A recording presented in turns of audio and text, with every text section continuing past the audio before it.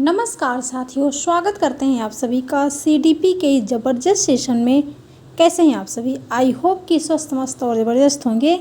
CTET की तैयारी बेहतरीन ढंग से कर रहे होंगे। तो साथियों, आज का जो आपका प्रैक्टिस सेट रहेगा उसमें आपके 40 ऐसे सीडीपी के प्रश्न रहेंगे जो आपके सीटेट एग्ज़ाम में पूछे जाते हैं। तो चलिए क्लास को स्टार्ट करते हैं। आज का अपना पहला प्रश्न है कि एक सहशिक्षा कक्षा में लड़कों के लिए एक शिक्षक की टिप्पणी है कि पुरुष बनो और लड़कियों की तरह व्यवहार मत करो।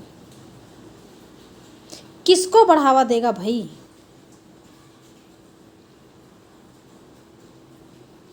प्रश्न को ध्यान से समझिएगा कि प्रश्न क्या कह रहा है कि एक सहशिक्षा कक्षा में, सहशिक्षा कक्षा का मतलब समझ रहे हैं? ऐसी कक्षा जिसमें गर्ल भी हों और बॉयज़ भी हों, लड़के भी हों और लड़कियां भी हों, एक नियमित विद्यालय में समान शिक्षा ग्रहण करते हो। आप कह सकते हैं कि समावेशी कक्षा। क्या कह सकते हैं? समावेशी कक्षा कह सकते हैं। तो एक सहशिक्षा कक्षा में लड़कों के लिए एक शिक्षक बात कर रहा है कि पुरुष बनो और लड़कियों की तरह व्यवहार मत करो। यह किसको बढ़ावा दे रहा है? बताइए, किसको बढ़ावा दे रहा है? जेंडर समानता को, जेंडर रूढ़िबद्धता को, जेंडर भूमिका में लचीलापन, या फिर जेंडर समता को? किसको बढ़ावा देगा, है ना? किसको होना चाहिए यहाँ पर? तो आपका आंसर क्या होगा यहाँ पर? जेंडर रूढ़िवादिता को, क्योंकि बात किसकी की जा रही है कि पुरुष बनो, लड़कियों की तरह व्यवहार न करो। लड़के और लड़कियों में क्या कर रहा है? भेदभाव कर रहा है। बी ऑप्शन आपका लॉक हो जाएगा। प्रश्न नंबर 2 देखिएगा। प्रश्न नंबर 2 क्या कह रहा है कि बच्चों द्वारा दी जाने वाली त्रुटियों के संबंध में निम्नलिखित में से कौन सा कथन सत्य है? क्वेश्चन क्या कह रहा है? पॉजिटिव, कि बच्चों द्वारा की जाने वाली त्रुटियां, जो बच्चे त्रुटि करते हैं, तो बच्चे त्रुटि करते हैं तो त्रुटियां अधिगम का हिस्सा है। त्रुटि वही करेगा जो कुछ सीखेगा। जो कुछ सीखेगा ही नहीं, वो त्रुटि कहाँ से करेगा? अगर आप सीटेट का एग्ज़ाम दे रहे हैं तो प्रैक्टिस सेट लगा रहे हैं तो त्रुटि होगी, उसमें आप मिस्टेक करेंगे तो आप उस क्वेश्चन को सीखेंगे। अगर जिसको पढ़ना ही नहीं है तो त्रुटि कहाँ से करेगा? तो बात बताइए यहाँ पर क्या होगा? ए ऑप्शन है, एक शिक्षक को प्रत्येक त्रुटि पर ध्यान नहीं देना चाहिए, अन्यथा पाठ्यक्रम पूरा नहीं होगा। क्वेश्चन कैसा है भाई? पॉजिटिव पूछा गया है। प्रत्येक त्रुटि को सुधारने में बहुत अधिक समय लगेगा तथा एक शिक्षक के लिए थकाने वाला होगा कार्य। स्वयं बच्चों द्वारा त्रुटियों को सुधारा जा सकता है, इसलिए शिक्षक को उन्हें तुरंत ही नहीं सुधारना चाहिए।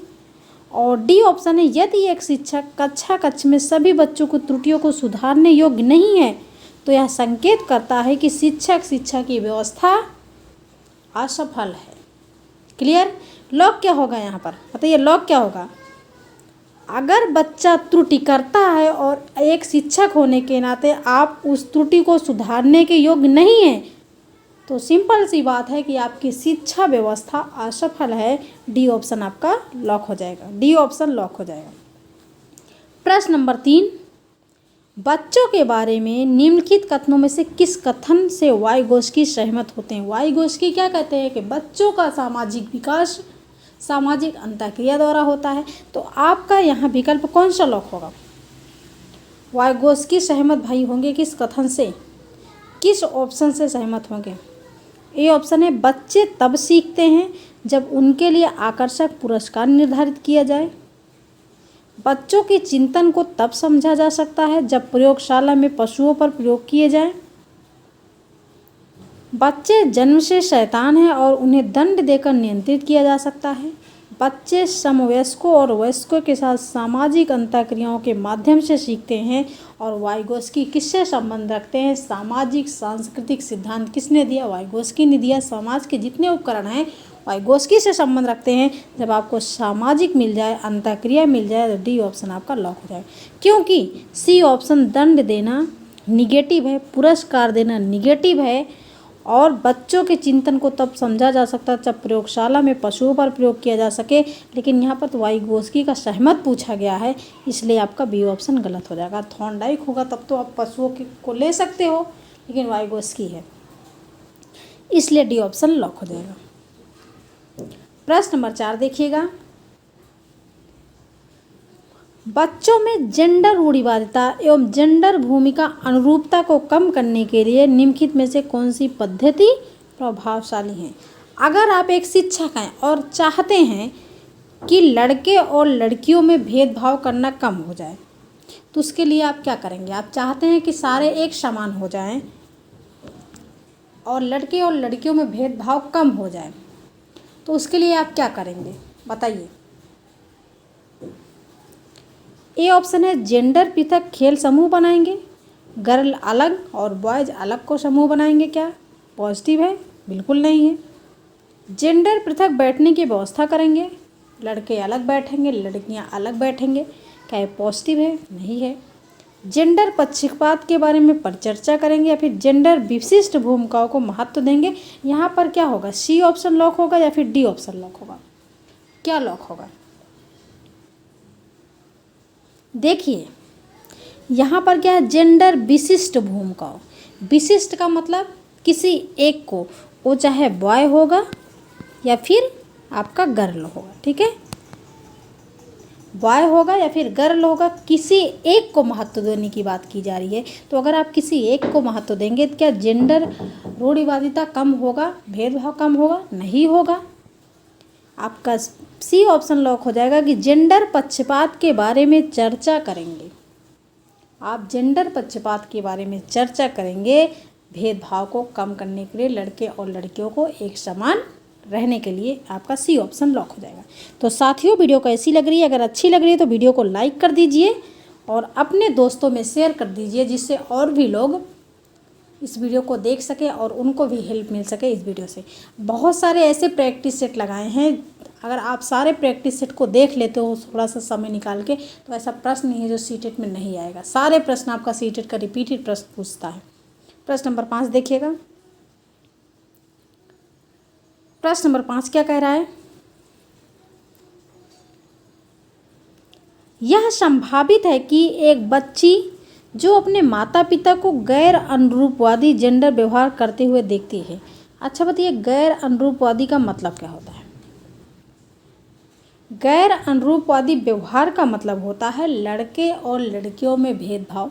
कहीं आपको जेंडर रूढ़िवादिता मिलेगा, कहीं भेदभाव मिलेगा और कहीं गैर अनुरूपवादी। अगर गैर अनुरूपवादी मिल गया तो ऐसा लगा कि एकदम पहाड़ हो गया। अब तो क्वेश्चन पहाड़ हो गया, अब कैसे हॉल होगा? तो सीटेट कुछ नहीं है, सीटेट कुछ भी नहीं है। अगर आपको 90 नंबर में पास होना है तो आपका 75 नंबर तो पेडागोजी का ही हो जाता है, अगर आपकी पेडागोजी मजबूत है तब। तो हलवा है, सीटेट कुछ नहीं है। तो यहाँ पर है कि बच्ची जो अपने माता पिता को गैर अनुरूपवादी जेंडर व्यवहार करते हुए देखती है, वह बच्ची जो अपने माता पिता को देखती है कि माता पिता लड़के और लड़कियों में भेदभाव कर रहे हैं, तो बच्ची क्या करेगी? जेंडर रूढ़िवादिता का पालन करेगी, परंपरागत जेंडर रूढ़िवादिता पर सवाल उठाएगी, जेंडर निरंतरता का पालन करेगी या फिर जेंडर पूर्वाग्रह से ग्रसित होगी वो लड़की। तो जब अपने माता पिता को देख रही है कि लड़के और लड़कियों में भेदभाव कर रहे हैं, ऐसा व्यवहार कर रहे हैं, तो बी ऑप्शन होगा कि जेंडर भूमिकाओं पर सवाल उठाएगी। B option positive. प्रश्न नंबर 6 बताइएगा। प्रश्न नंबर 6 लॉक कीजिएगा कि एक शिक्षिका को विद्यार्थी के किस व्यवहार से यह इंगित होगा कि वह दृष्टिबाधित है। एक शिक्षिका हैं आप, एक शिक्षक हैं, आप बच्चों के किस व्यवहार से समझ पाएंगे कि बच्चा दृष्टिबाधित है, बच्चों को दिखाई नहीं दे रहा है? बताइए। श्यामपट्ट पर बहुत दूर से पढ़ने को चुनना। अगर बच्चा बहुत दूर से पढ़ रहा है कि नहीं मुझे तो बहुत दूर से पढ़ना है, तो क्या वो दृष्टिबाधित है? सूक्ष्म जानकारी वाले भौतिक नक्शों को पढ़ना, बारीक मुद्रक वाले कार्यपत्रों को तुरंत पूरा करना, पढ़ने में चुनौती महसूस करना और पढ़ते समय आंखें मिचलाना। आंखें मिचलाना कैसे? मतलब आंखें बंद करना, इसे जरा सी आंखें खोल के देखना। तो भाई कैसे पता लगाएंगे आप कि विद्यार्थी दृष्टिबाधित है? डी ऑप्शन आपका लॉक होगा कि पढ़ने में चुनौती महसूस करना, कि नहीं हम पढ़ लेंगे, लेकिन जब पढ़ने की बारी आए तो आंखें मिचलाना। डी ऑप्शन आपका लॉक हो जाएगा। प्रश्न नंबर 7 देखिएगा।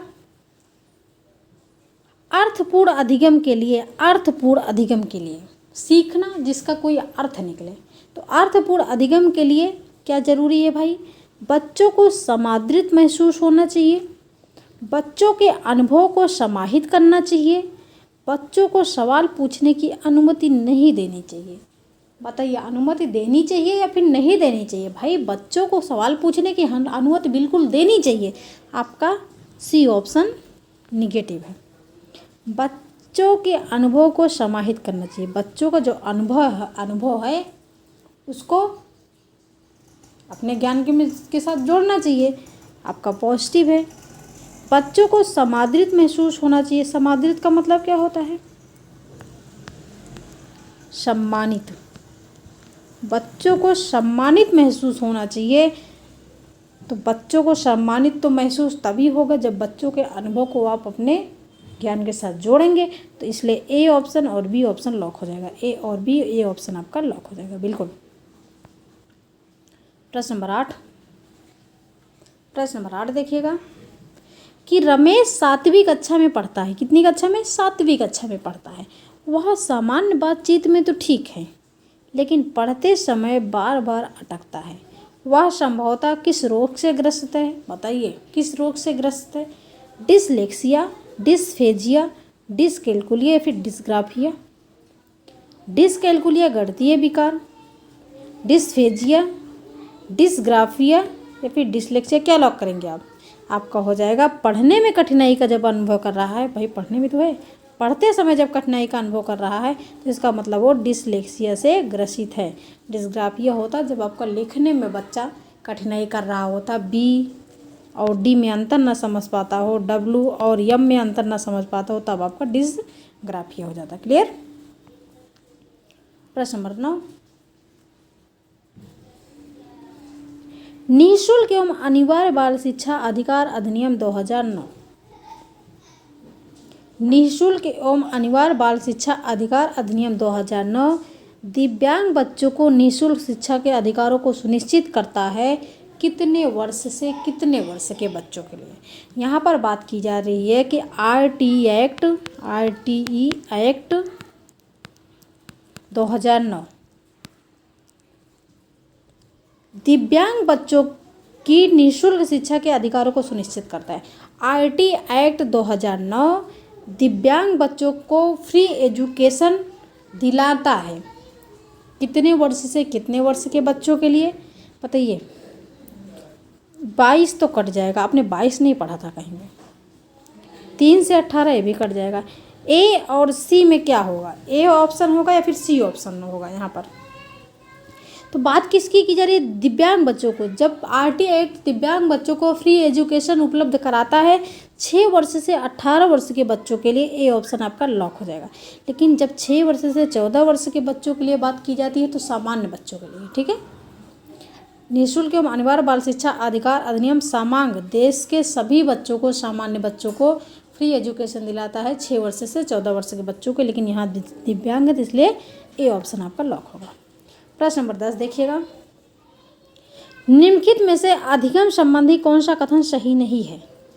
क्वेश्चन निगेटिव आंसर करिएगा, निगेटिव। अधिगम संबंधी कौन सा कथन सही नहीं है?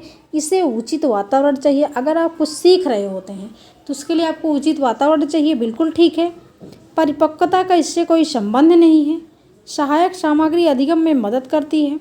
अगर आप ज्योग्राफी पढ़ रहे हो और आपको मानचित्र मिल जाता है तो क्या और मज़ा आ जाएगा भाई समझने में, और फील्ड ट्रिप पे चले गए तो और मज़ा आ जाएगा। तो इसलिए सहायक सामग्री मदद करती है। अधिगम प्रक्रिया में प्रेरणा महत्वपूर्ण है। कुछ सीख रहे हैं, अगर आपको थोड़ा सा मोटिवेशन मिल गया तो और मज़ा आ जाएगा। जैसे यहाँ पर आप लोग लाइक नहीं करते हो, अगर आप लाइक करते हो तो क्या होता है? मनोबल और बढ़ता है। कमेंट करते हो तो उससे भी ज़्यादा मनोबल बढ़ता है, अच्छा कमेंट आता है तो। तो यही एक साधन है मनोबल बढ़ाने का। तो यहाँ पर क्या है, प्रेरणा सबसे महत्वपूर्ण होता है। तो यहाँ पर पूछा है कौन सा कथन सही नहीं है, तो परिपक्वता का इससे कोई संबंध नहीं है, यही क्या है, निगेटिव है, बी ऑप्शन यहाँ पर लॉक हो जाएगा। क्लियर। प्रश्न नंबर 11, निम्नलिखित में से कौन सा द्वितीय समाजीकरण एजेंसी का उदाहरण है। द्वितीय, जब प्राथमिक समाजीकरण एजेंसी का उदाहरण पूछा जाए, प्राथमिक समाजीकरण, तब आप क्या लॉक करेंगे। प्राथमिक समाजीकरण कारक कौन सा है आपका, परिवार एवं पास पड़ोस, लेकिन यहाँ पर पूछा क्या गया है, द्वितीय समाजीकरण एजेंसी का कारण। यहाँ पर आपका क्या मिल रहा है, पास पड़ोस, परिवार, तो इसलिए आपका B option, C option, D option cut जाएगा, ए ऑप्शन लॉक हो जाएगा कि द्वितीय सामाजिकरण एजेंसी का उदाहरण है विद्यालय और मीडिया, पत्र पत्रिकाएं, ये सभी आपके द्वितीय। प्रश्न नंबर 12 देखिएगा कि प्रगतिशील शिक्षा में बच्चों को किस तरह देखा जाता है। प्रगतिशील शिक्षा में बच्चों को किस तरह देखा जाता है, निष्क्रिय अनुकारकों के रूप में, सक्रिय अन्वेषकों के रूप में, खाली स्लेटों के रूप में, छोटे वयस्कों के रूप में। जब शिक्षा प्रगतिशील है तो बच्चा क्या होगा, सक्रिय अन्वेषकों के रूप में, सक्रिय खोज के रूप में बच्चा क्या करता है, खोज करता है, इसलिए बी ऑप्शन आपका लॉक हो जाएगा। प्रश्न नंबर 13 देखिएगा कि निम्नलिखित में कौन सा बच्चों में अधिगम में सुधार करने की सबसे अधिक उपयुक्त है। बच्चों के अधिगम में सुधार करने के लिए सबसे अधिक उपयुक्त क्या है। नियमित मूल्यांकन परीक्षा आयोजित की जानी चाहिए। अगर नियमित मूल्यांकन, डेली आप मूल्यांकन परीक्षा आयोजित करें, क्या बच्चों के अधिगम में सुधार हो सकता है। शिक्षक को विभिन्न उदाहरणों और चित्रों का उपयोग करके विषय की व्याख्या करना। व्याख्या क्या होता है, आपके रटने पर बल देता है, तो क्या आप अधिगम में सुधार होगा। कक्षा में सभी प्रकार की शिक्षण सामग्री होनी चाहिए। अगर बहुत सारी शिक्षण सामग्री है, जब बच्चा रुचि ही नहीं ले रहा है उसमें, तो क्या अधिगम में सुधार होगा। लेकिन शिक्षक को वास्तविक जीवन स्थितियों में बच्चों को एक दूसरे के साथ बातचीत करने में मदद करना, ये क्या हो जाएगा, अधिगम में सुधार हो सकता है, इसलिए डी ऑप्शन आपका लॉक हो जाएगा। बच्चों को तो चाहिए भैया परस्पर अंतरक्रिया, एक दूसरे बातचीत करना, कितना मज़ा आता है, डी ऑप्शन लॉक हो जाएगा। प्रश्न नंबर 14 कि निम्नलिखित में कौन सी प्रथाएं सार्थक अधिगम को बढ़ावा देती हैं। सार्थक अधिगम की बात की जा रही है। शारीरिक दंड क्या होता है, दंड से क्या सार्थक अधिगम हो सकता है। दंड तो आपका निगेटिव होता है, दंड आपका गया। सहयोगात्मक अधिगम पर्यावरण, साथी सहयोगी के द्वारा पॉजिटिव है। सतत एवं समग्र मूल्यांकन, सतत और संपूर्ण मूल्यांकन, ये भी क्या पॉजिटिव है भाई, सार्थक अधिगम को बढ़ावा दे सकता है।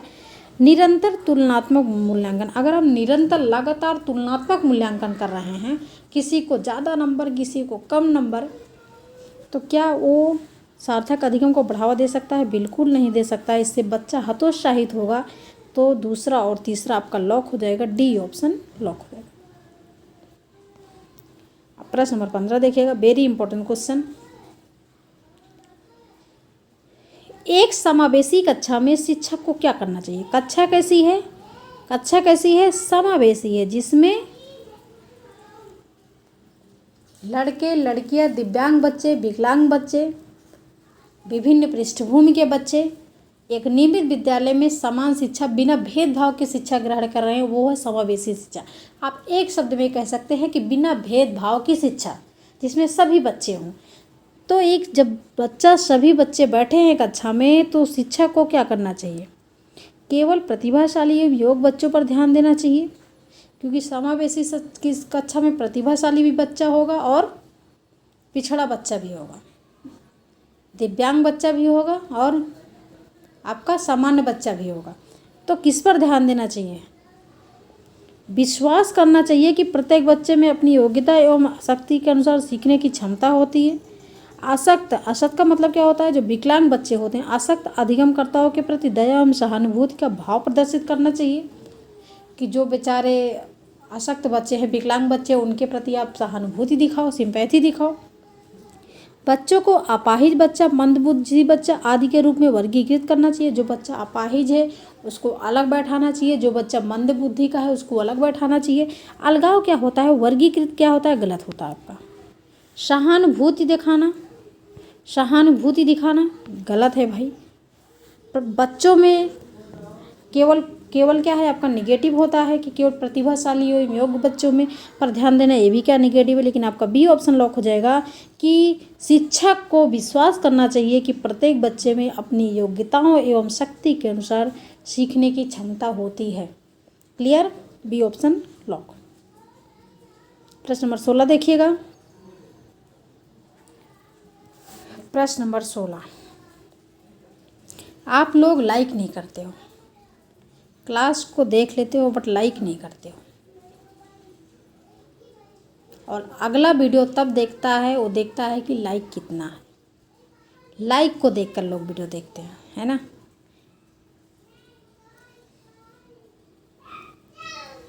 जीन पियाजे के अनुसार 2 से 7 वर्ष के बीच का बच्चा एक संज्ञानात्मक विकास की अवस्था में है। जीन पियाजे के अनुसार 2 से 7 वर्ष के बीच का बच्चा जीन पियाजे के किस स्टेज पे है?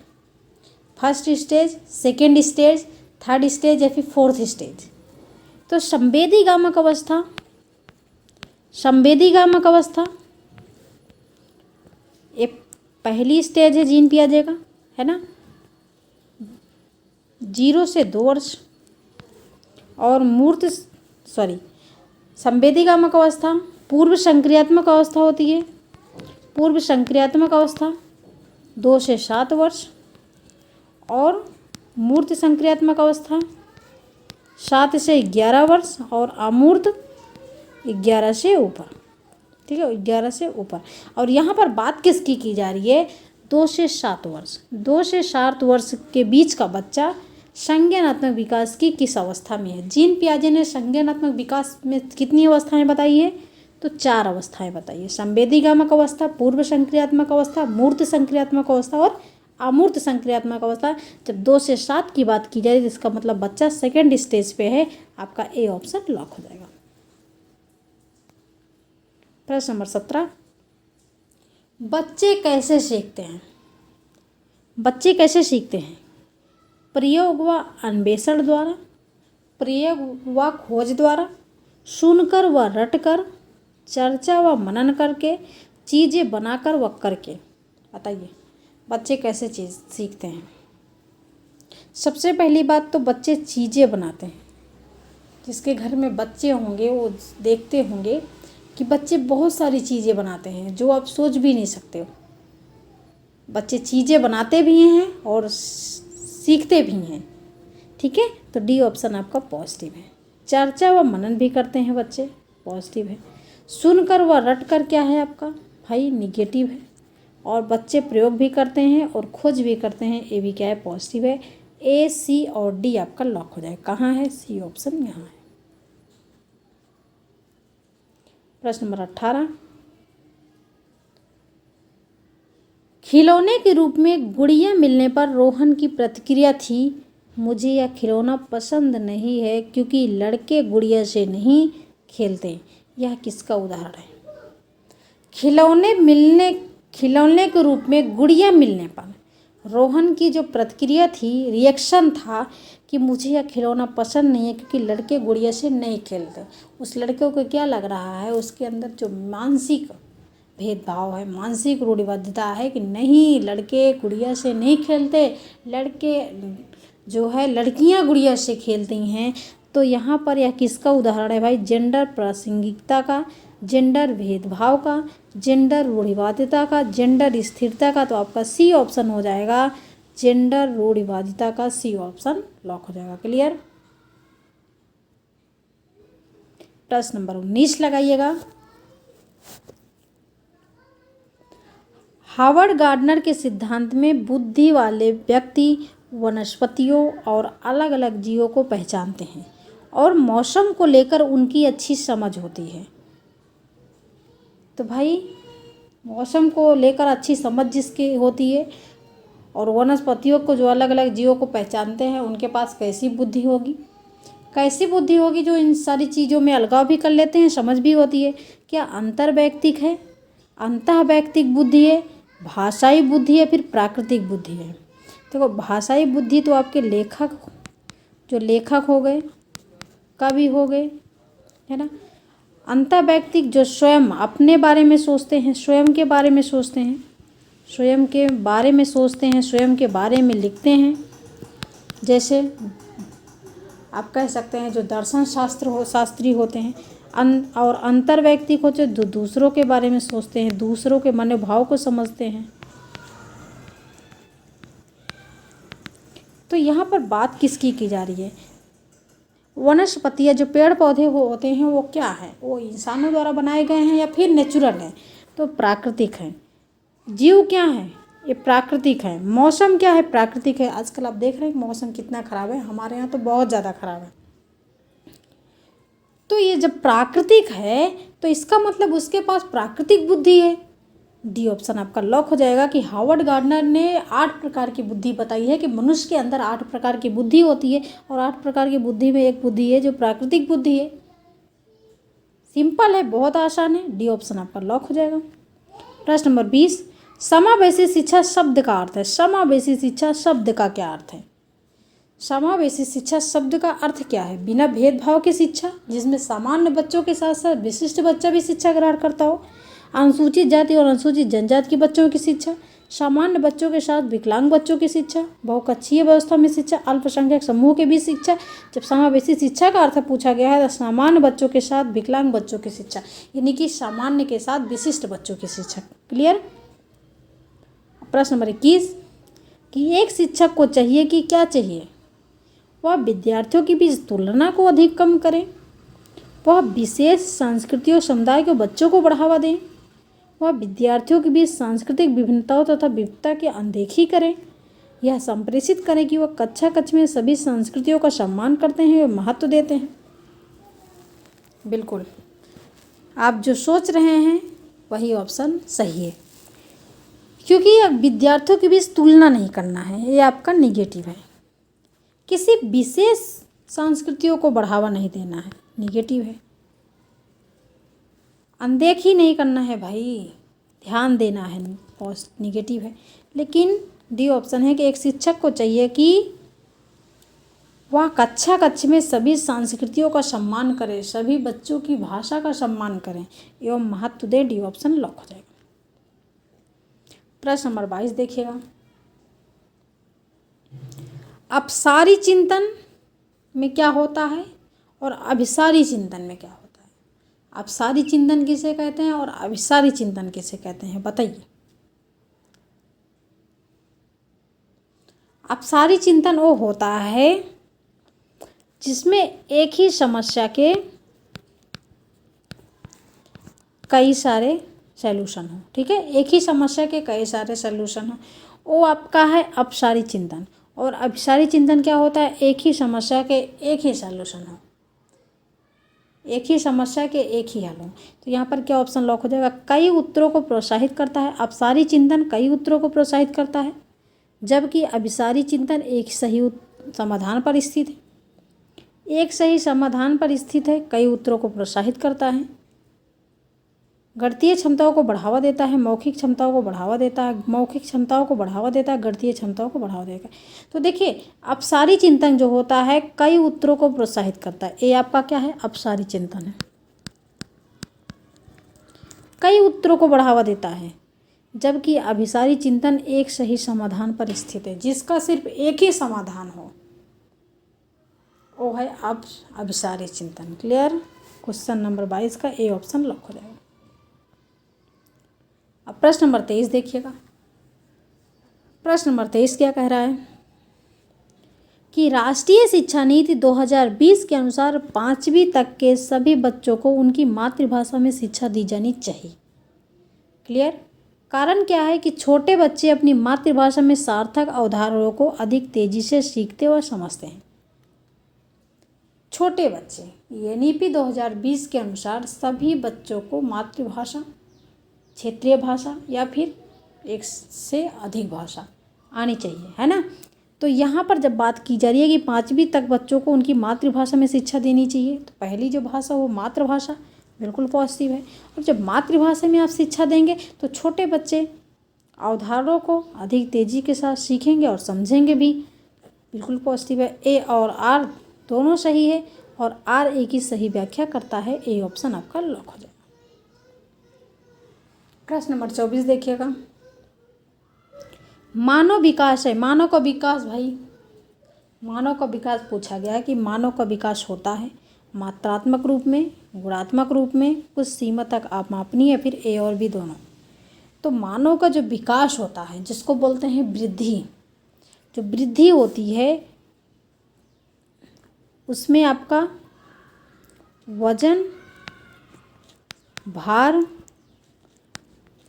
कद ये सब बढ़ता है। तो मात्रात्मक होता है, आप वजन को, भार को तौल सकते हो कि कितने किलो हम हैं, कितने किलो के हैं। लेकिन गुणात्मक रूप में मानव का विकास कैसे होता है, जिसमें आपकी बुद्धि, क्षमता, अभिक्षमता, योग्यता, ठीक है, योग्यता, ये सारी चीज़ों का पता लगता है गुणात्मक रूप में। तो मानव का जो विकास होता है वो मात्रात्मक भी होता है, गुणात्मक भी होता है। गुणात्मक में आपका वृद्धि, क्षमता, योग्यता, अभिक्षमता ये सारी चीज़ें आती हैं, आपने क्या सीखा। लेकिन मात्रात्मक में आपका जो भी शारीरिक वृद्धि होती है वो आता है। तो इसलिए ए और बी दोनों हो जाएगा, डी ऑप्शन लॉक हो जाएगा। प्रश्न नंबर 25 देखिएगा कि निम्नलिखित में से कौन सा विकास का सिद्धांत नहीं है। विकास का सिद्धांत नहीं है, क्वेश्चन नेगेटिव है। विकास तुलनात्मक रूप से क्रमिक होता है, विकास तुलनात्मक रूप से क्रमिक होता है। शैशवावस्था, बाल्यावस्था, किशोरावस्था, फिर प्रौढ़ावस्था आता है। विकास समय के साथ धीरे धीरे घटित होता है। विकास की सटीक गति एवं प्रकृति जन्म के समय ही निर्धारित हो जाती है। व्यक्ति अलग अलग गति से विकास करते हैं, सभी में इंडिविजुअल डिफरेंस होते हैं, व्यक्तिगत विभिन्नताएं पाई जाती हैं, सभी में विकास अलग अलग होते हैं। विकास समय के साथ धीरे धीरे घटित होता है। लेकिन विकास की सटीक गति एवं प्रकृति जन्म के समय ही निर्धारित, क्या जन्म के समय ही, जन्म आप लेते हो तभी निर्धारित हो जाती है कि आप लाइफ में क्या करने वाले हो। इसलिए आपका यही, आपका सी ऑप्शन निगेटिव है और यही सही हो जाएगा।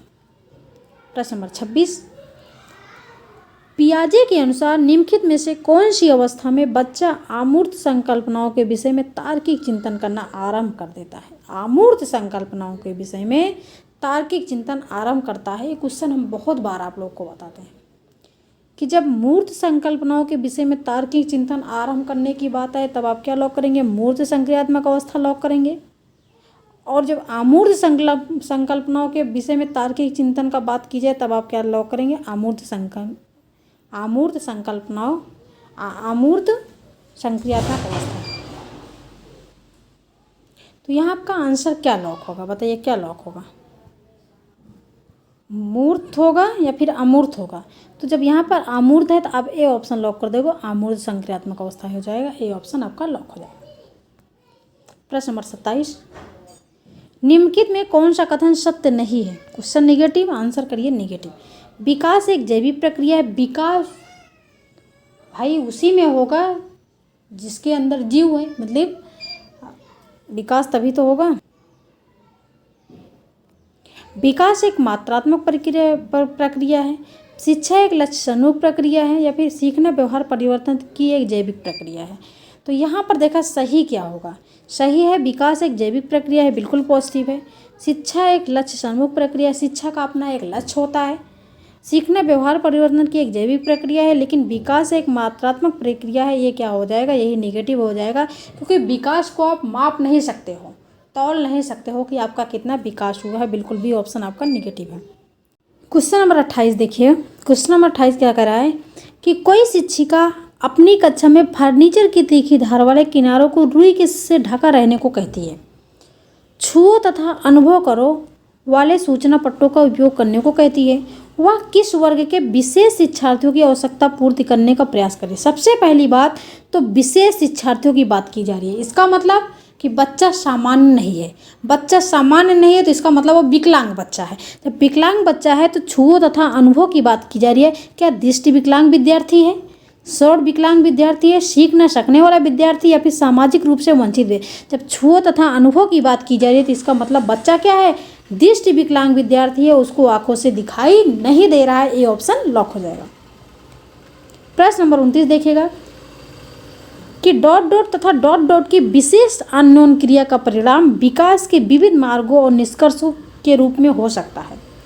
हेरिडिटी और इन्वायरमेंट की विशिष्ट अननोन क्रिया का जो परिणाम होता है विकास के विभिन्न मार्गों और निष्कर्षों के रूप में होता है। आपका लॉक क्या हो जाएगा, बी ऑप्शन, वंशानुक्रम तथा वातावरण, वंशानुक्रम तथा पर्यावरण। बी ऑप्शन आपका लॉक हो जाएगा। कभी भी आप जो है चुनौती या फिर स्थिरता को नहीं मारिएगा। प्रश्न नंबर 30 देखिएगा।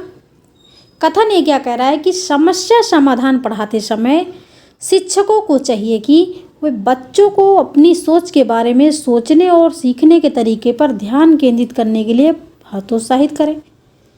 यहाँ तक तो ठीक था, लेकिन यहाँ पर हो गया हतोत्साहित करें। तो हतोत्साहित नहीं भाई, प्रोत्साहित करना होता तब तो ठीक है। इसका मतलब ये क्या हो गया, निगेटिव हो गया। तर्क आर क्या कह रहा है कि संज्ञानात्मक क्षमताओं का विकास समस्या समाधान में बाधा डालता है। क्या संज्ञानात्मक विकास क्षमताओं का जो विकास होता है समस्या समाधान में बाधा डालता है? भाई बाधा क्यों डालेगा, ये आपका पॉजिटिव है। नहीं, पॉजिटिव कहाँ से हो गया, निगेटिव है। ठीक है, ये भी क्या है, निगेटिव है, क्योंकि यहाँ पर बात की जा रही है कि बाधा डालता है, तो बाधा नहीं डालता। तो ए और आर दोनों सही है तथा ए आर की सही व्याख्या करता है, नहीं, ए सही है लेकिन आर गलत है। ए और आर दोनों गलत है। डी ऑप्शन आपका लॉक हो जाएगा। प्रोत्साहित होता तब तो ठीक है, यहाँ पर प्रोत्साहित होता तब तो ठीक है, लेकिन यहाँ पर हतोत्साहित है। प्रश्न नंबर 31, लेव वाइगोस्की के अनुसार, लेव वाइगोस्की क्या कहते हैं कि सीखना व्यवहार में मापा जा सकने वाला बदलाव है। सीखने को सामाजिक परिवेश में अलग होकर नहीं देखा जा सकता। सीखना सकारात्मक व नकारात्मक पुनर्वलन पर निर्धारित होता है। सीखने में ध्यान केंद्रित करने प्रक्रियाओं व स्मृति के भंडार शामिल हैं। तो लेव वाइगोस्की क्या कहते हैं कि जो बच्चों का विकास होता है सामाजिक अंतःक्रिया से होता है, समाज में रहकर होता है। जब समाज में रहकर होता है तो सामाजिक परिवेश से अलग होकर तो नहीं देखा जा सकता, इसलिए यहाँ पर बी ऑप्शन लॉक हो जाएगा। प्रश्न नंबर 32, अंतःवैयक्तिक बुद्धि की क्षमताओं में क्या शामिल है। अभी हमने पीछे बताया अंतर्वैयक्तिक जब आ जाए तो इसका मतलब दूसरों के बारे में जो सोचता हो, दूसरों के बारे में जो बात की गई हो।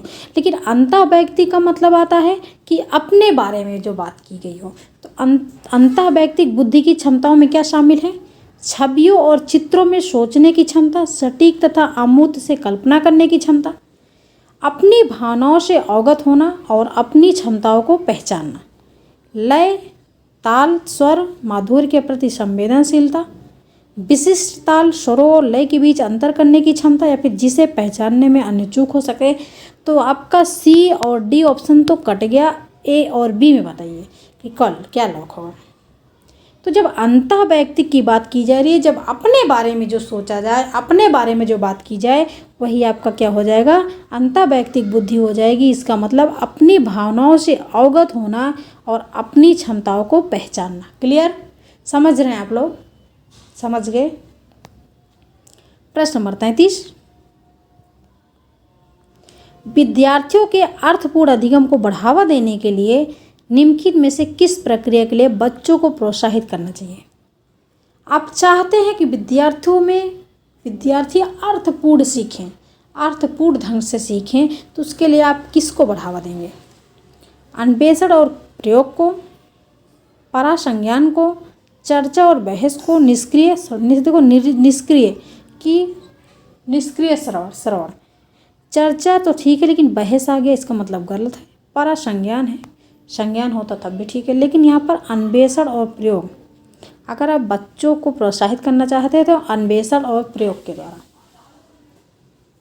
प्रश्न नंबर 34, एक शिक्षक को वंचित समूह के विद्यार्थियों के समावेशन के लिए क्या करना चाहिए। अगर आप चाहते हैं कि बच्चे कैसे वंचित समूह के विद्यार्थी हैं तो उन दोनों में तालमेल बैठाने के लिए आप क्या करेंगे। एक ऐसी कक्षा का निर्माण करेंगे जहां पर व्यक्तिगत भिन्नताओं को स्वीकारा जाए तथा प्रत्येक बच्चों को महत्व दिया जाए। बच्चों को शैक्षणिक क्षमताओं की पहचान करके समान क्षमताओं वाले बच्चों के समूह बनाएंगे। बच्चों को उनकी जाति के आधार पर अलग करेंगे।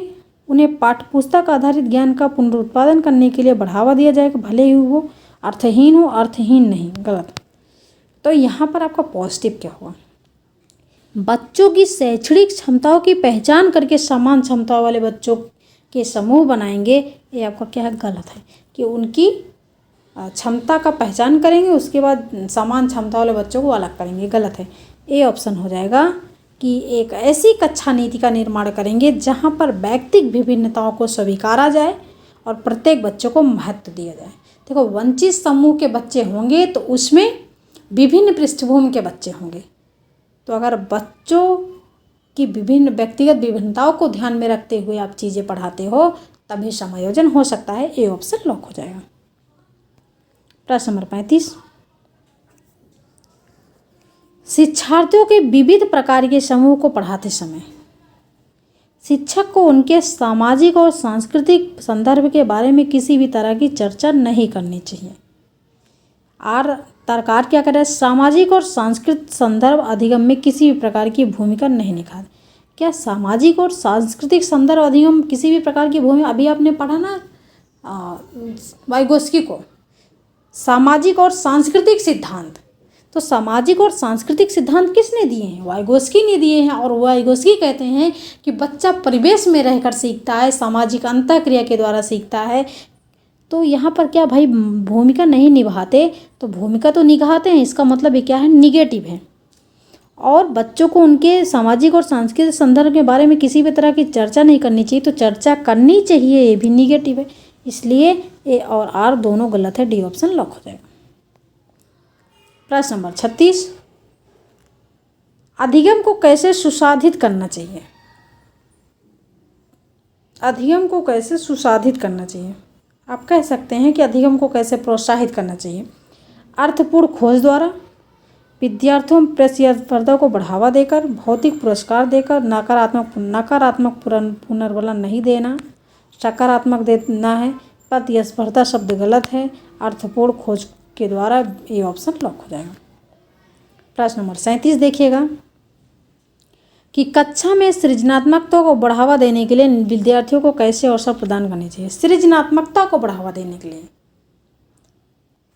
विशिष्ट उपलब्धि वर्ग के सम्मेलन के, मौलिक खोज और सोच को बढ़ाने के। अच्छा, जो सृजनशील बच्चे होते हैं उनके अंदर मौलिक खोज और सोच होता है, वो नई नवीन जानकारी खोजते रहते हैं। परीक्षा देने के बेहतर कौशल विकसित करना। अभिसारी सोच गलत है कि जिसका सिर्फ एक ही उत्तर हो। अगर यहाँ पर अपसारी होता तब भी पॉजिटिव था आपका।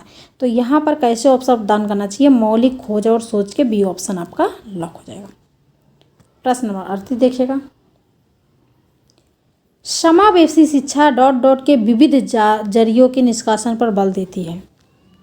समावेशी शिक्षा किसके विविध जरियों के निष्कासन पर बल देती है? तो बताइए, प्रस्तुतिकरण के, अभिव्यक्ति के, संलग्नता पे या फिर भेदभाव। तो समावेशी शिक्षा जो होती है भेदभाव के विविध जरियों के निष्कासन पर बल देती है कि आप समावेशी शिक्षा में भेदभाव ना कीजिए। क्लियर? तो आपका डी ऑप्शन लॉक हो जाएगा। डी ऑप्शन लॉक हो जाएगा। क्वेश्चन नेगेटिव है, डी ऑप्शन लॉक हो जाएगा कि समावेशी शिक्षा में आपको भेदभाव नहीं करना, विभिन्न पृष्ठभूमि के बच्चे वहाँ पर रहेंगे। प्रश्न नंबर 39, नरेश और मुकेश उम्र में लगभग बराबर हैं, लेकिन दोनों के संज्ञानात्मक और सामाजिक विकास में अंतर है। यह किस सिद्धांत के कारण है? नरेश और मुकेश उम्र में क्या है?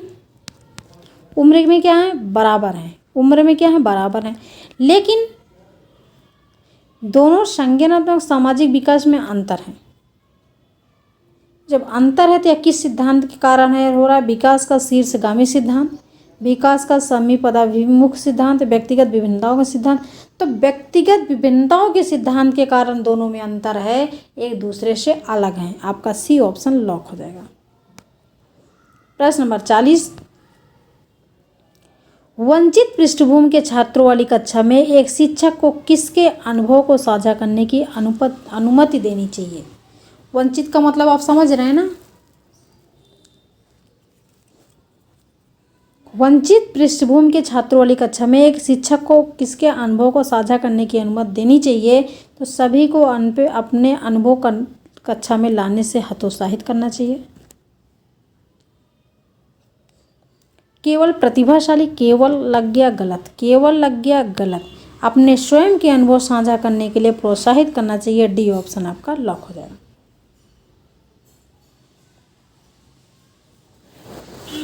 ठीक है, डी ऑप्शन आप सभी का लॉक हो जाएगा। केवल लगा है यहाँ, केवल लगा है यहाँ, टैग वर्ड काम कर दिया। तो साथियों, ये थे आज के 40 प्रश्न।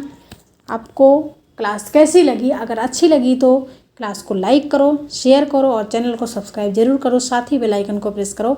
आप सभी के पास समय बहुत कम है, आप लोग ज़्यादा से ज़्यादा प्रैक्टिस सेट लगाइए, कॉन्फिडेंस बनाए रहिए।